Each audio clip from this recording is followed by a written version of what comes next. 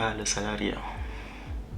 Et vous êtes là. Le but de cette vidéo, ce n'est pas de vous faire peur, mais tout simplement de vous expliquer ce qui vous attend à la fin de vos études. Je sais que vous êtes pressé, vous avez envie de finir avec l'école, vous avez envie de finir avec les examens, vous avez envie de finir avec votre professeur qui vous aime pas. Vous avez envie tout simplement de finir complètement vos études, de travailler dans une entreprise en tant que salarié, la belle vie, les vacances, etc., etc. Dans cette vidéo, je vais essayer de vous expliquer ce qui vous attend. Alors, qu'est-ce qui vous attend? Ce qui vous attend, c'est très simple, c'est 8h, 17h, tous les jours, toutes les semaines, tous les mois et tous les ans sans aucune exception. C'est pas comme à l'école où tu te lèves à 8h, parfois tu te dis oh j'ai pas envie d'aller à l'école, allez bon je vais rester à la maison, je vais aller à 10h, mon pote qui est à l'école va me passer les cours, ça va le faire. Non, tu es vraiment naïf. En entreprise, tu te lèves à 8h, tu n'as pas envie d'aller au travail, tu te lèves et tu vas quand même au travail. Tu n'as pas le choix, c'est comme ça que ça va se passer tous les jours, tous les mois, toutes les semaines et sans aucune exception. Tu as 25 jours de congé dans l'année. 25 jours de congé, c'est peut-être beaucoup, c'est peut-être pas beaucoup, ça dépend des ans. Mais c'est 25 jours de congé sur toute l'année. Et ces 25 jours-là, c'est toi qui les arranges comme tu veux. Si tu as envie de poser une semaine au mois de mai, 2 semaines au mois d'août, 3 semaines au mois de décembre. Mais en tout cas, tu as 25 jours de congé. Et ces 25 jours-là, c'est l'équivalent de 5 semaines. Ces 5 semaines-là, tu les poses comme tu veux. Si tu veux, tu poses un jour toutes les semaines jusqu'à la fin de l'année et ensuite tu es tranquille. Donc c'est à toi de choisir.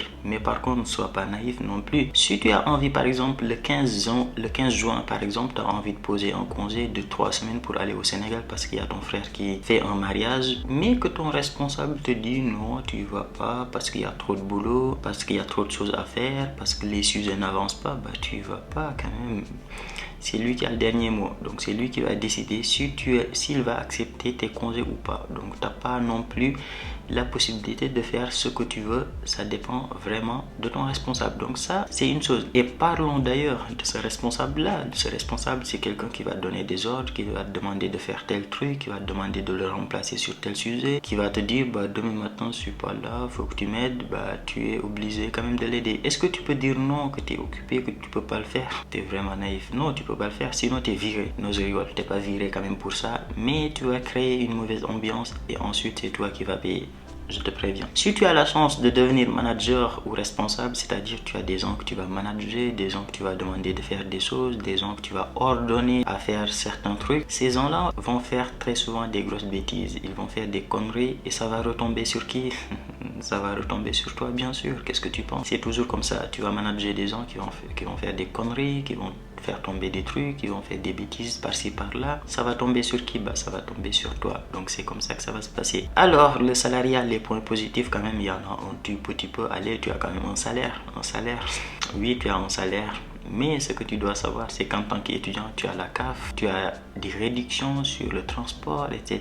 Tu n'as pas de charge, tu ne payes pas d'impôts. En tant que salarié, si tu as par exemple un salaire de 2000 euros, tu as des charges dedans. Par exemple, les charges, ça va être aller 300 à 400 euros. Ensuite, tu as les impôts, c'est 100 euros, 200 euros. Ensuite, si tu prends un logement de 500 euros, tu vas payer 500 euros cash. Il n'y a pas de CAF, il n'y a pas de APL, ALS, machin truc. Non, il n'y a pas.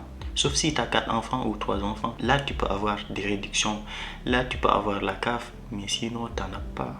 Et c'est comme ça que ça va se passer. Si tu prends un loyer de 700 balles, tu vas payer 700 balles. Tu n'as pas de réduction sur le transport. Tu n'as pas de réduction sur le pass Navigo. Tu vas tout payer. Le salaire, c'est intéressant. Mais tu vas tout payer. Donc au final, il va te rester rien. Tu vas finir comme un étudiant. La seule différence, c'est que l'étudiant, il se lève tous les jours pour aller à l'école. Toi, tu te lèves tous les jours pour aller au travail. Mais au final, c'est presque pareil. La dernière chose, c'est que tu vas rencontrer des collègues relous, des collègues qui vont te parler de leur vie, le collègue qui va raconter sa vie de l'autre côté, celui-là qui va te parler de la météo, l'autre qui va te parler de ses enfants. Tu t'en fous, mais tu es obligé de les écouter. C'est comme ça. C'est ça la vie d'entreprise, c'est ça la vie de salarié. Il y a des points positifs, bien sûr. Tu es tranquille, il n'y a pas d'examen, tu n'as pas un professeur qui se casse les couilles, tu n'es pas stressé par les examens, mais tu as des missions à respecter, tu as un responsable qui va te suivre pas à pas, tu as des collègues relous que tu dois accepter, avec qui tu dois discuter, et tu as des missions à réaliser. Donc voilà, si tout ça t'es prêt et que mentalement t'es fort, bah écoute, je te souhaite bonne chance et je te souhaite de finir tes études et de t'engager dans une entreprise.